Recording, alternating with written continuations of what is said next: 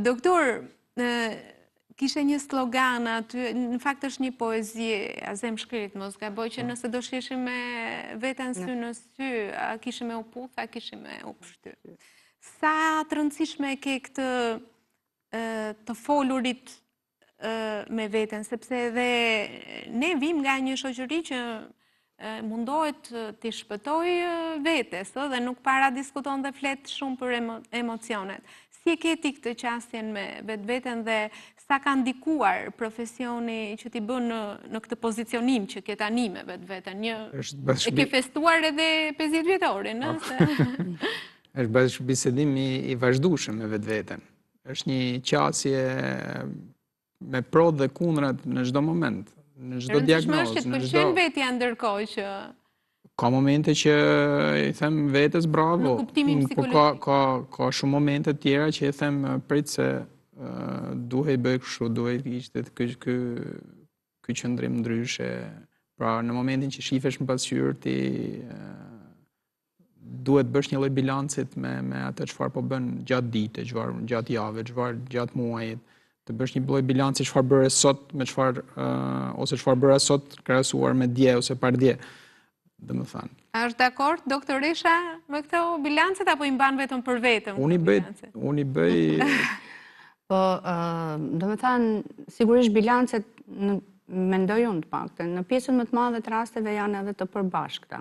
Do me thanë, një çift, sigurisht që jeton secili individ për veten, po jeton edhe për familjen, jep edhe kontributin.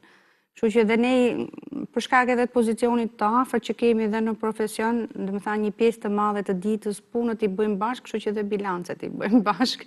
Ne kemi plot mundësi për të kritikuar veten, po për të kritikuar edhe njëri tjetrin dhe jemi goxha kritik ndaj njëri tjetrit. Tani unë do thosha si e vlerësoni, kush e vlerëson më të Zotin nga ju, si vlerësoni veten edhe tjetrin, kush është më i Zotit nga ju të dy? Profesionalisht? Profesionalisht flas gjithmonë. Kjo është një çështje e hapur, një debat i hapur.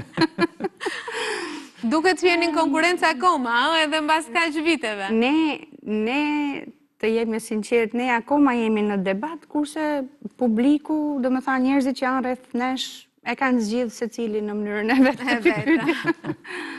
Mirë, mendova se do merrja ndonjë përgjigje, po edhe këtu. Nuk e di ky është mendimi im lart, mos. Do japi një mendim ndryshe. Në momentin që unë kam nevojë për mendimin e të ons, dihet që i kam ul ato të themi. Mirë, më pëlqen kjo komplementariteti, më pëlqeu dhe më duket një strategji shumë e zgjuar kjo. Sinergjizmi, ne kemi sinergjizëm në çdo lloj. Dhe me thanë, ka momente që kemi kundërshtime, po diskutim, po... Dhe me thanë, profesioni dash pa dash, unë mundohem vetë personalisht mos ta shoh profesionin si pjesë të identitetit. Mundohem që identitetin tim si individ ta fokusoj më shumë në aspektin human. Dhe misioni njerëzor që njeriu ka në jetë, se njeriu vjen për të qenë njerëzor, jo për të qenë profesionist, dhe me thanë. Po dash pa dash, profesioni zë një përqindje të caktuar në identitetin e vet. Kështu që do nuk është shumë e lehtë që të pranosh, dhe më thanë,